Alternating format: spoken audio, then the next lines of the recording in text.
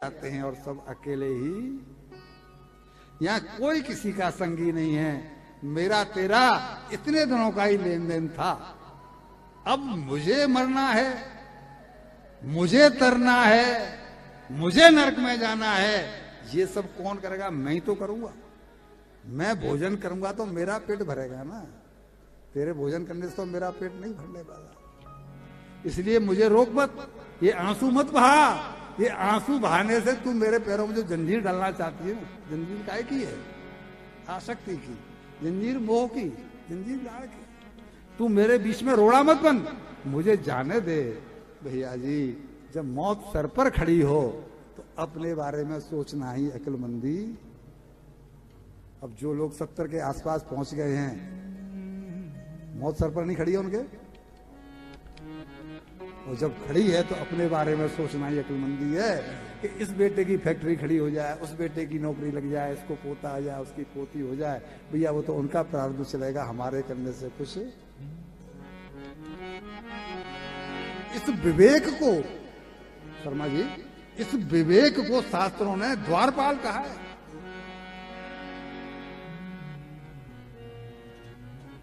जब तक जिसके जीवन में ये द्वारपाल नहीं है, उसकी रक्षा कोई नहीं कर सकता। विवेक मीन्स द्वारपाल। हमने इस द्वारपाल को कहीं स्थान दिया ही नहीं है, इसलिए हम केवल बुद्धि के स्तर पर सोचते हैं। और बुद्धि केवल 4 काम करती है। क्या क्या? बुद्धि चलती है 4 कामों में: व्यापार, परिवार, संसार और व्यवहार। ये चारों काम बुद्धि के स्तर पर ही हो सकते हैं।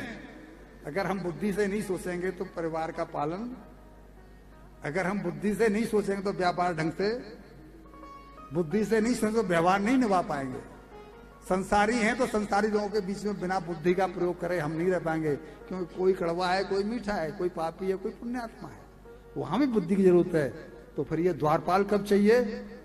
जब मौत की सोचेंगे। बुद्धि है कि विवेक एक ही जगह काम करेगा। विवेक कहेगा कि इन चारों का पालन करते हुए तूने करोड़ों कमा भी लिए तो तेरे को तो मरना है, तब क्या काम आएगा? अच्छा, तू जब जो बेलेगा इस लोही को, जिस बेलन तेरा चलेगा, तो पाप बनने हैं, उसका फटका तुझे पड़ने हैं, दंड तुझे भोगना है, तो वो कब काम आएगा?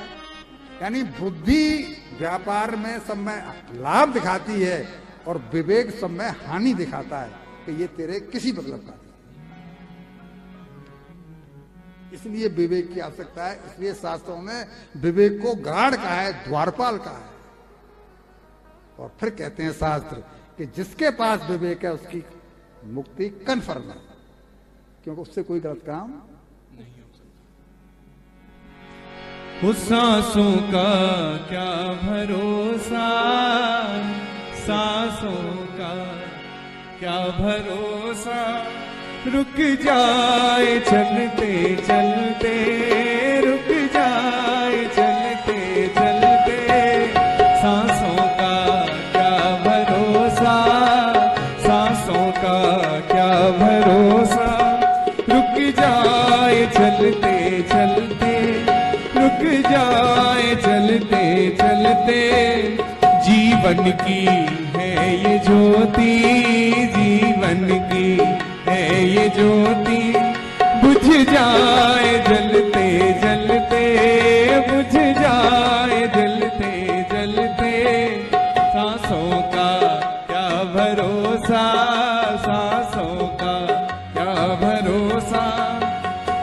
जीवन है 4 दिन का, 2 दिन की है जवानी। जीवन है 4 दिन का, 2 दिन की है जवानी। और वो जब आएगा बुढ़ापा, जब आएगा बुढ़ापा, वो जब आएगा बुढ़ापा, जब आएगा बुढ़ापा। थक जाए चलते चलते, थक जाए चलते चलते। गिनती की है ये श्वासें, गिनती की है ये श्वासें, और रुक जाए चलते चलते, रुक जाए चलते चलते। आज अवधेश जी एकदम रंगत में है। हम इशारा कर रहे हैं भाई के जरा रुको, लेकिन अवधेश जी आज आपको सुना देना ही चाहते हैं। इनको भी लग रहा है कि ये सब जो है कर्री कर्री चोट पड़नी चाहिए। मौके तासम रहते हैं। हाँ ठीक है। ऊपर से ये देखिए, पत्नी को तो कह दिया और चारों बच्चे अनमैरिड हैं। हमें जाना पड़ता है तो हम कहते हैं बहू प्रेग्नेंट है, तो सास जा नहीं सकती। अरे बाबा वो प्रेग्नेंट है तो और भी इंतजाम किए जा सकते हैं, लेकिन उसको बहाना मिल गया है कथा सुनने में, यात्रा में। बच्चे छोटे हैं जी, दुकान पे कोई बैठने वाला नहीं है जी, यानी हम सारे बहाने तो ढूंढ लेते हैं। परीक्षित ने कोई बहाना, मरना मुझको है, तरना मुझको। और बड़ा पुत्र जितना बड़ा था, 12 साल का, 16 साल का, 15 साल का, उसको सत्ता सौंप करके और गंगा किनारे आकर के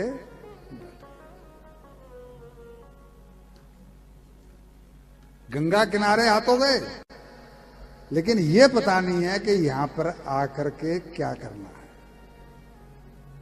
जब आप चिंतन तो करिए उसकी बस्ती की क्या पोषण, ये पोषण हमारे सामने हो कि हमें जाना है मुंबई, न कोई प्लेन है, न कोई ट्रेन है, न कोई बस है।